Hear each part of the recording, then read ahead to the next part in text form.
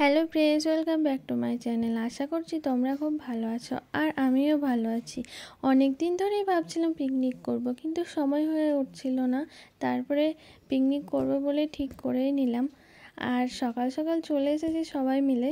ও তো আলু কেটে নিচ্ছে আর ঘুগনির জন্য কলাইটাও সেদ্ধ করে রেখে দিয়েছে। এদিকে ময়দাটা মাখা ছিল, আমি লই করে বেলে নেব।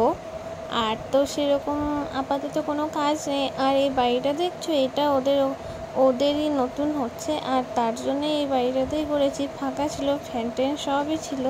একদিকে ভালো হয়েছে, এই রোদের মধ্যে কোথায় যাব করতে, একটা ঘরের মধ্যে করলে আলাদা রকমের মজা হয়।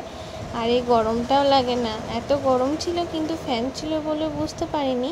তারপর এদিকে তেলে লুচিগুলোকে ভালো করে ছেঁকে নিচ্ছি। আর দেখছো লুচি কিন্তু ফুলছে না, এমনভাবেই বেলেছি।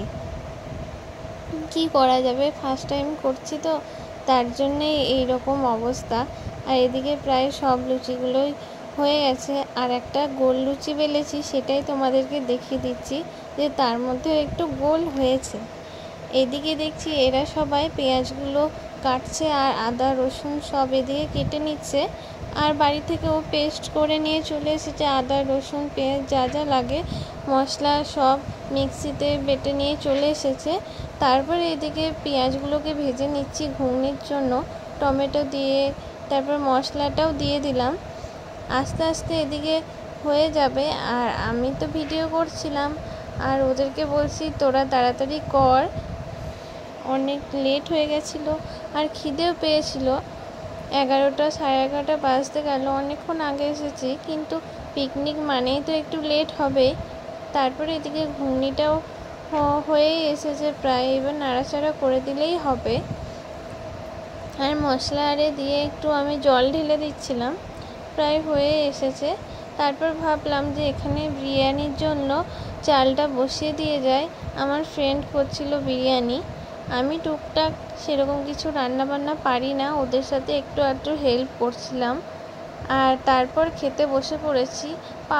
পাঁপড়ের মতো হয়েছে দেখো, সেরকম নরম হয়নি কেন জানি না, বুঝতে পারছি না। লুচিগুলো এইরকম অবস্থা হলো। এদিকে রান্নাঘরে এসে দেখি এরা তো আলুগুলোকে ভেজে নিচ্ছে লাল লাল করে বিরিয়ানির জন্য। আর চিকেনটাও দেখো হয়ে গেছে প্রায়। বিরিয়ানির জন্য ঘি দিয়ে দিল। আর যেভাবে করে, আমি তো ফার্স্ট টাইম দেখছি বিরিয়ানি কিভাবে করে, ওদের কাছে একটু শিখে নিচ্ছিলাম। আর এদিকে হয়ে গেছে প্রায় রেডি, আমরা পাঁপড় ভেজে নিচ্ছিলাম। আমরা বেশি জন করিনি, 6 জনা ছিলাম, তার জন্য বেশি রান্নাবান্না করার থেকে ভাবলাম বিরিয়ানিটাই ভালো হবে। আর আমাদের মেনু বিরিয়ানি, পাঁপড় ভাজা আর দই, মিষ্টি, 7 আপ, আবার কি, এগুলো থাকলেই আবার কি চাই। আর ওকে বললাম তাড়াতাড়ি করে বিরিয়ানিটা কাট, দেখি কেমন হয়েছে। কিন্তু খুব সুন্দর সেন্ট বেরিয়েছিল, মানে গন্ধটা দারুণ হয়েছিল। ফার্স্ট টাইম করলাম বিরিয়ানি, আমি করিনি, মানে ওরাই করেছে। যাই হোক, খেতে কিন্তু দারুণ হয়েছিল। তারপর এদিকে খাওয়া হয়ে গেছে, মিষ্টি দই। আজকের মতো ভিডিওটা এখানে শেষ করছি। তোমাদের ভালো লাগলে অবশ্যই লাইক করে দিও।